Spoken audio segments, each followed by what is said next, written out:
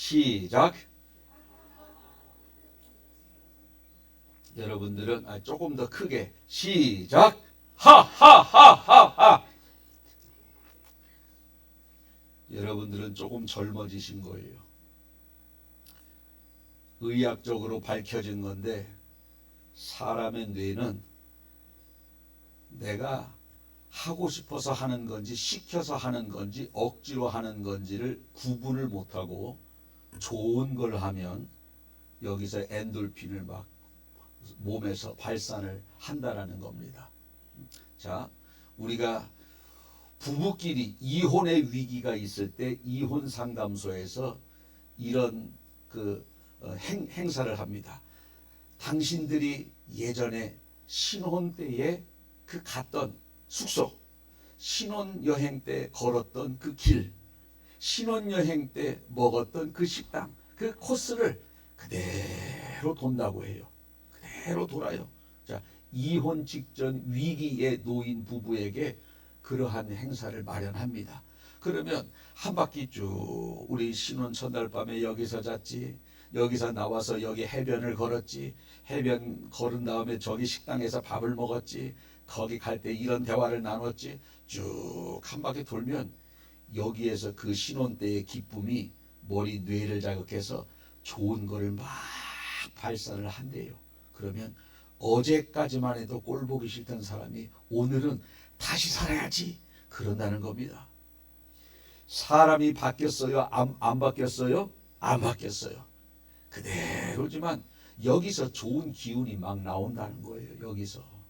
그래서 우리의 뇌는 장난인지 진짜인지 구분을 못하고 긍정적인 이야기, 좋은 이야기하면 엔돌핀을 많이 뿜어서 건강하게 하고, 나쁜 이야기, 누가 누구를 흉본 거를 제가 이야기를 하면요, 제 뇌에서는 그거를 남의 건지 내 건지 모르고 여기서 나 안 좋은 거를 막 발산한다는 거예요.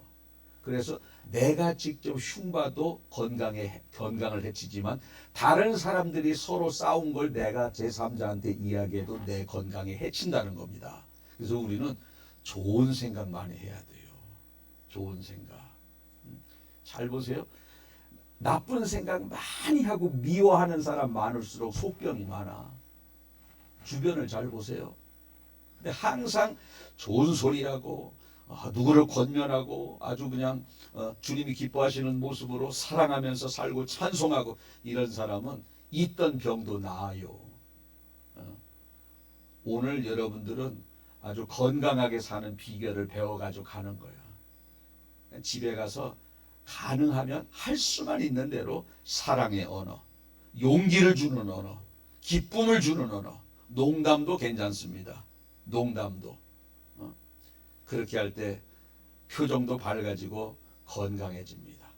그렇게 하실 분 아멘. 이제 추위가 거의 다 갔습니다. 밤에도 영하로 떨어지지 않습니다.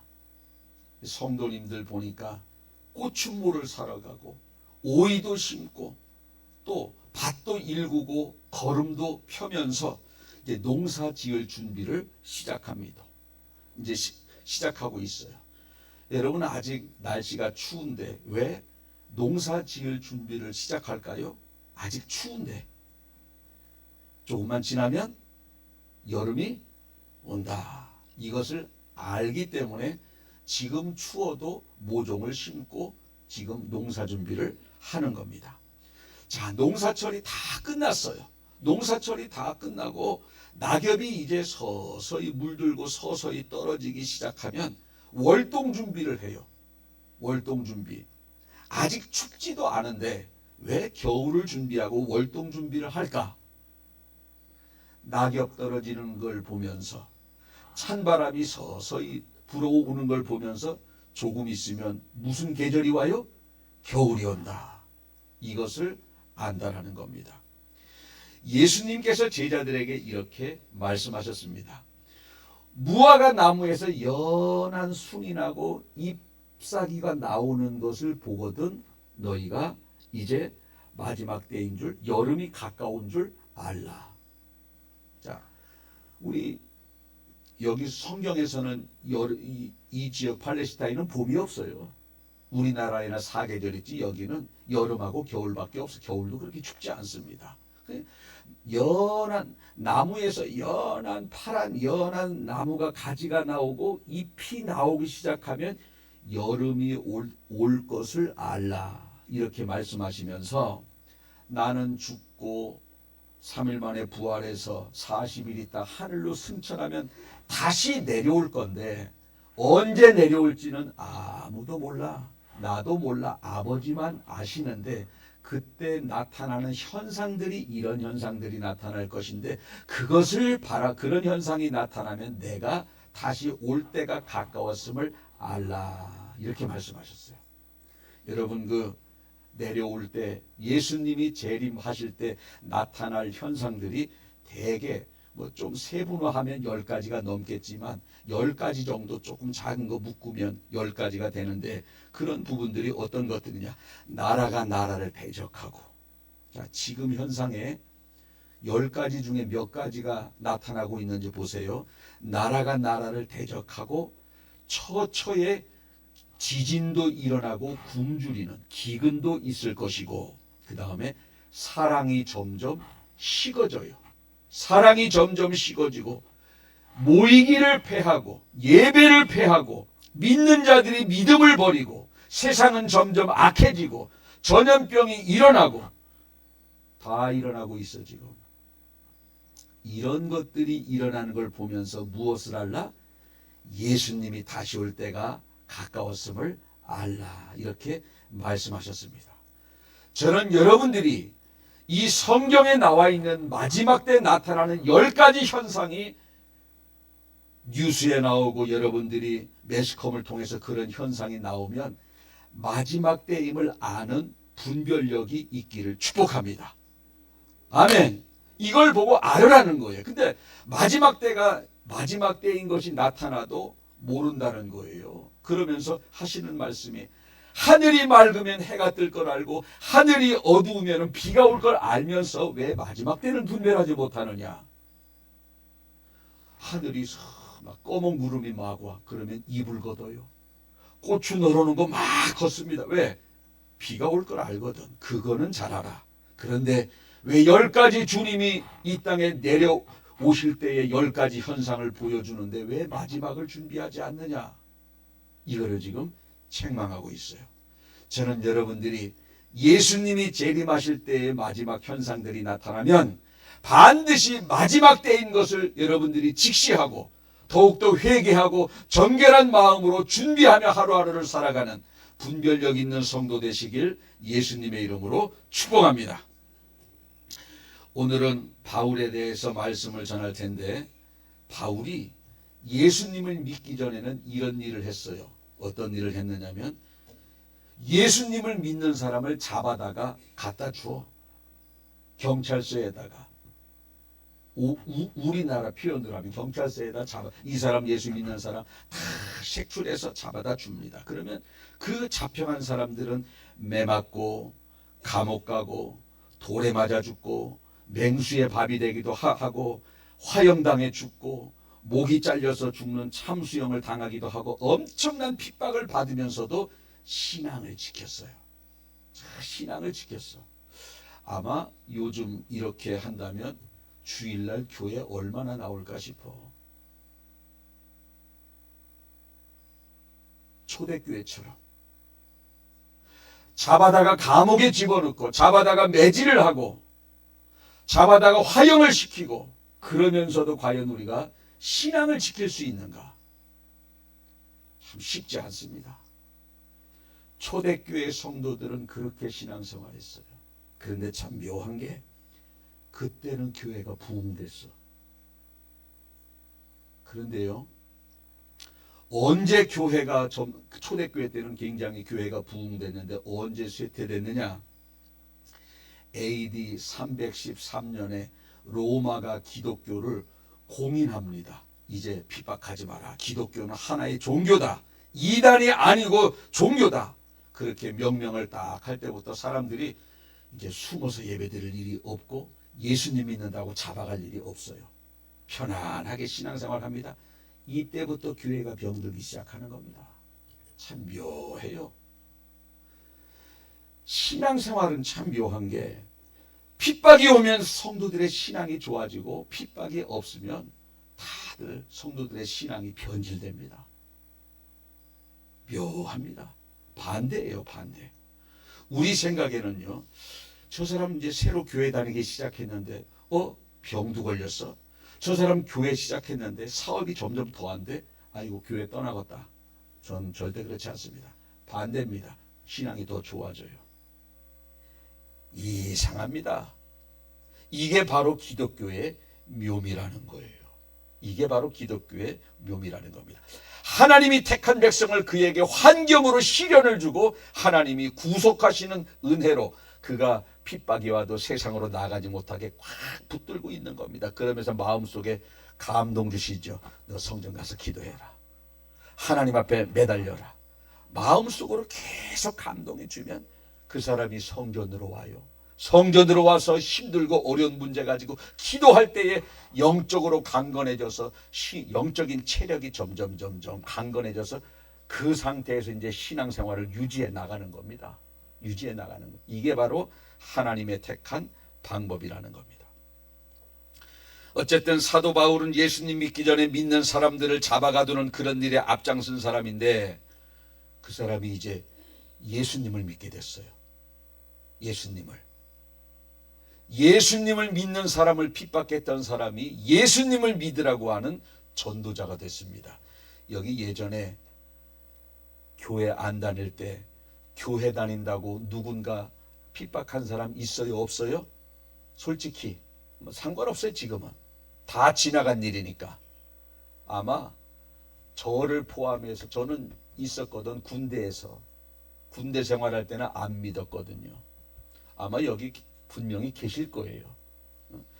왜 교회 다니냐고 그러면서 교회 다니면서 안 믿는 사람 전도하는 분 여기 분명히 계실 겁니다. 자, 이 바울이 그런 삶을 살았거든요.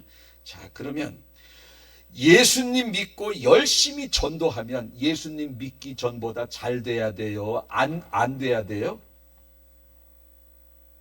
에이, 어려운가 이거?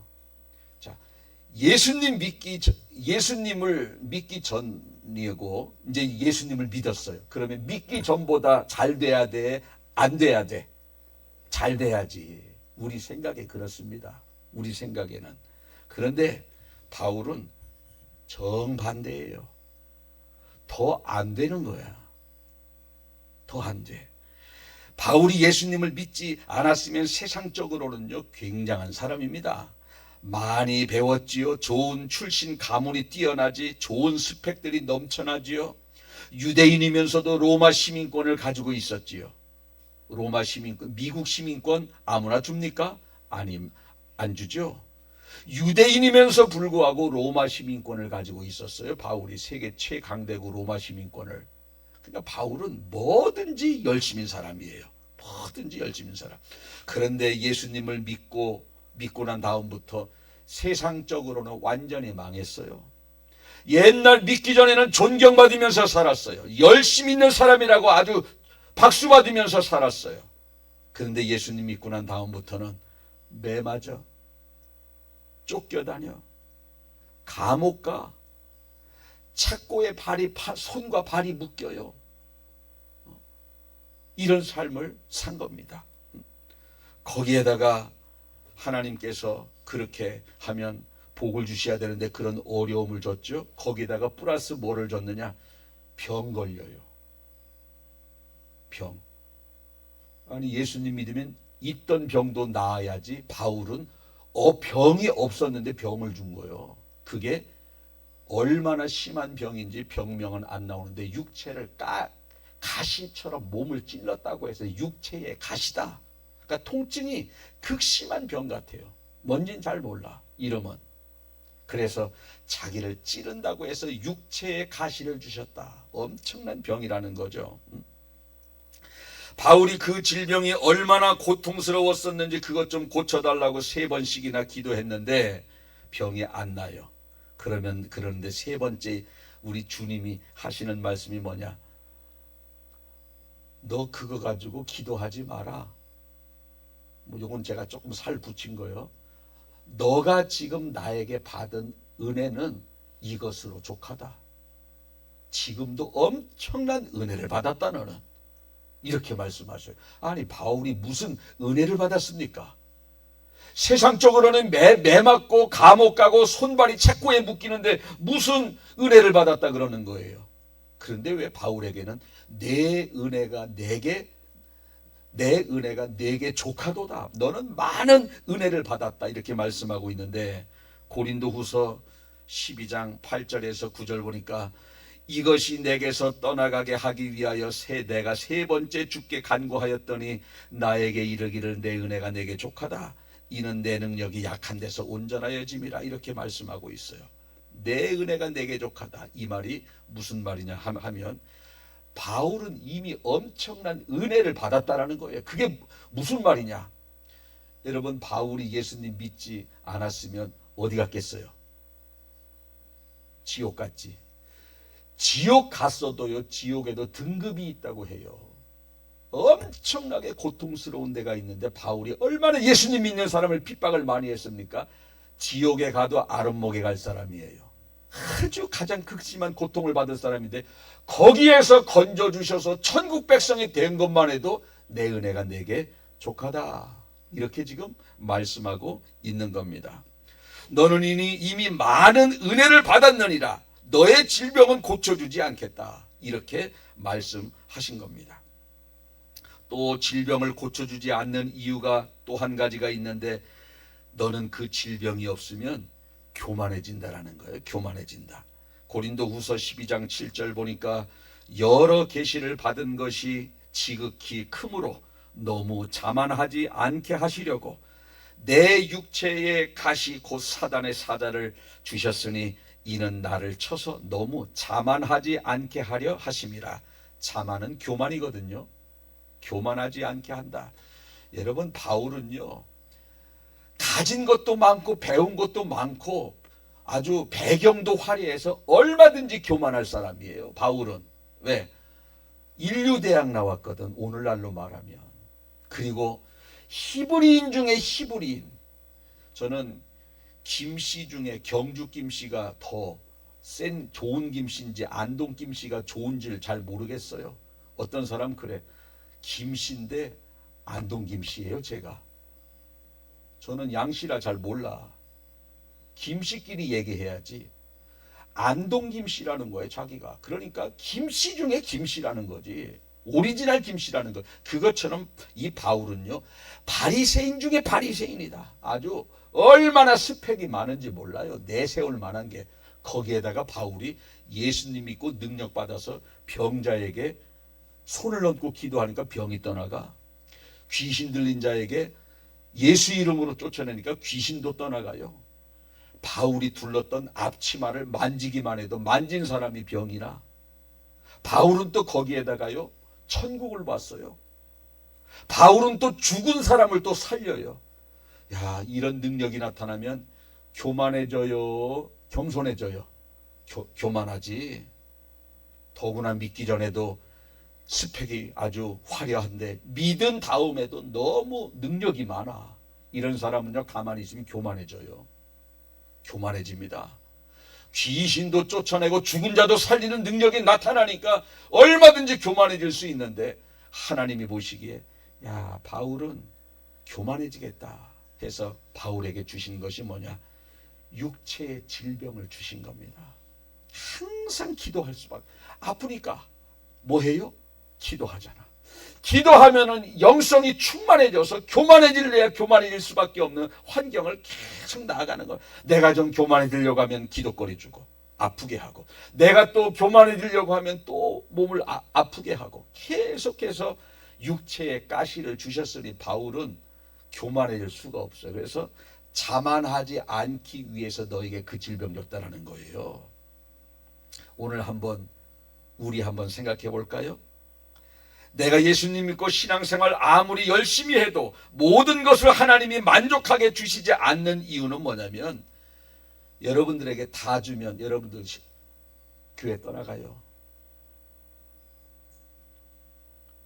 돈도 많고 건강도 완벽하고 신랑도 아주 잘해주고 가는 데마다 대우받고 재능도 많고 이런 사람은 교회에 왔어도 이러고 다니는 거예요. 이러고 뭔가가 부족해야 돼. 힘든 게 있어야 돼. 내가 초라한 것이 한 가지가 있어야 되는 거예요. 그것 때문에 내가 낮아질 수밖에 없고 그것 때문에 하나님 앞에 기도할 수밖에 없어서 우리의 겸손이 계속 유지가 되어지는 겁니다. 계속 유지가. 어떤 사람은 그래요. 하나님, 저는 다 주셔도 주님 안 떠날 자신이 있어요. 근데 주님은 너는 그럴지 몰라도 내가 볼 때 너는 안 그래. 다 주면 제일 먼저 떠나갈 것 같아. 베드로 보세요. 다른 사람은 다 주를 버린다 할지라도 나는 절대 버리지 않겠습니다. 하루도 안 지났어. 반나절 지났어요. 반나절. 12시간도 안 지났습니다. 예수님 모른다고 부인해버리지 않습니까? 3번씩이나. 몇 시간 전에 장담했어요. 다 부인합니다. 바울도 보세요. 때려도 전도하고 굶어도 전도하고 감옥 가서도 전도하고 아무리 저렇게 열심히 살아도 저런 정도도 교만해진다라는 겁니다. 저렇게 해도. 바울처럼 저렇게 기도 많이 하고 열심을 다해서 주님을 섬겨도 질병 안 주면 교만해져. 그래서 질병 준 거예요. 여러분, 우리는 바울의 바자도 못 따라가요. 그런데 겸손해지겠어요? 바울같이 열심히 주님을 기도하면서 찬양하면서 섬기는 사람도 교만해질까 봐 질병을 주시는데 하물며 저와 여러분들이 다 채워주면 가만히 있겠냐고. 교만해진다라는 겁니다. 신앙 다 팔아먹습니다. 그래서 저와 여러분들에게 육체의 가시를 주시는 거예요. 힘든 거, 기도해도 응답되지 않는 거. 어떤 사람에게는 질병을 주시고 어떤 사람에게는 가난을 주시고 어떤 사람에게는 힘들게 하는 남편을 주시고 어떤 사람에게는 힘들게 하는 아내를 주시고 어떤 사람에게는 힘들게 하는 자녀를 주시고 기도해도 변하지 않는 이러한 가시를 다 하나님께서 하나씩 주신다는 겁니다. 고쳐달라고, 변화시켜달라고, 해결해달라고 기도해도 응답되지 않는 육체의 가시들 하나씩 다 있지 않습니까? 감사하시길 바랍니다. 그 가시가 아니었다면 과연 여러분들이 지금만큼 기도하고 지금만큼 주님을 의지했겠습니까? 그렇지 않다라는 거예요. 그 가시가 아니었다면 지금만큼 신앙생활을 하지 못한다는 겁니다. 질병 때문에 내가 기도하고 남편 때문에 기도하고 아내 때문에 기도하고 사업 때문에 기도하고 그것이 힘들어서 기도하고 속상해서 기도하다 보니 내 영이 강건해져서 이만만하게 여기서 신앙생활을 하고 있는 거예요. 이만만하게. 육체에 가시가 있다고 너무 걱정하지 마세요. 이거 여러분들을 지켜주는 가시야. 안전하게. 여러분, 지금까지 우리 남편이 변하지 않고 우리 집에 가난이 변하지 않고 우리 자식이 변하지 않는다고 원망불평했다면 조금 생각을 바꿔보세요. 그것 때문에 하나님이 나에게 기도하게 하시고 곁길로 가지 않게 하는 나에게 육체의 가시가 그런 것이 아닌지 우리는 생각해 봐야 된다는 겁니다. 아프리카에서 어느 한 선교사가 있었는데요. 그 선교사가 여기저기 가면서 동네마다 가면서 전도를 하는데 어떤 마을에 가니까 개울이 있어요. 개울이. 그런데 개울이 있는데 다리가 없지 않습니까? 후진국이니까 나무로 된 뭐 현 삐그덕거리는 다리도 없어요. 다 사람들이 그냥 건너는 거예요. 개울을. 근데 묘한 게 특징이 뭐냐? 자기 머리통보다 더 큰 돌을 들고 건너는 거예요. 이렇게. 그냥 건너가면 되지. 이만한 머리통보다 더 큰 돌을 머리에 이고 그 개울을 건너는 겁니다. 다 건너와서는 툭 던져놔. 그리고 볼일 보러 가요. 또 그쪽에서 이쪽을 건너올 때는 머리통만한 돌을 이고 또 이쪽으로 건너와서 거기에서 또 또 던져놓고 또 가요. 모든 사람이 그 강을 건널 때 이고 건너는 겁니다. 이고. 그래서 선교사가 물어요. 아니 도대체 왜 그냥 건너면 되지? 왜 저렇게 무거운 돌을 이고 건넙니까? 그랬더니 그 지역 마을 사람이 이런 말을 하는 거예요. 가생에는 괜찮아요. 가운데는 깊고 물살이 세서 떠내려갑니다. 떠내려가면은 몇 미터 밑에 폭포 낭떠러지기가 있습니다. 그래서 그 떠내려가지 않게 하기 위해서 이 무거운 돌을 나를 짓누르지만 그거를 이고 그 강을 건너야 휩쓸려 내려가지 않지. 돌을 무겁다고 버리고 그냥 건너면 술술술술 떠내려가서 거기에 빠져 죽는다는 겁니다. 이 돌이 무겁지만 이것이 생명의 돌이고 우리를 지켜주는 돌입니다. 이런 이야기를 했다고 합니다. 여러분, 여러분들에게 있던 육체의 가시는 이런 돌과 같습니다. 돌은 무겁고 머리에 이고 가려면 힘이 듭니다마는 이 돌이 나를 떠내려가지 않게 지켜주고 나를 살려주는 돌이라는 겁니다. 나를 힘들게 하고 나를 아프게 하지만 그 돌이 그 사람을 살려주는 거예요. 사울과 다윗 보세요. 사울 왕과 다윗 왕 둘이 처음에는 겸손하게 시작을 했어요. 아주 겸손하게. 그런데 한 사람은요 왕에서 버림을 받고 한 사람은 전무후무한 최고의 왕이 됐어요. 무슨 차이인 줄 아세요? 사울에게는 육체의 가시가 없었어요. 대적자가 없습니다. 질병이 있었다는 이야기가 없어요. 고통이 있었다든지 사울에게 괴로움이 있었다든지 이런 이야기가 하나도 없이 사울은 다 형통합니다. 그런데 다윗은 그렇지 않습니다. 대적자가 있고 자식이 자기를 대적하고 자식들끼리 서로 찔러 죽이고 가정이 파탄나고 눈물의 세월을 보내고 왕이 된 이후에도 환란이 끊이질 않아요. 얼마나 가시가 많은지 몰라. 다윗은 결국 가시가 없는 사울 왕은 버림을 받았지만 가시가 많은 다윗 왕은 전무후무한 왕이 되었다라는 겁니다. 마지막으로 리빙스턴을 소개해드리고 마치겠습니다.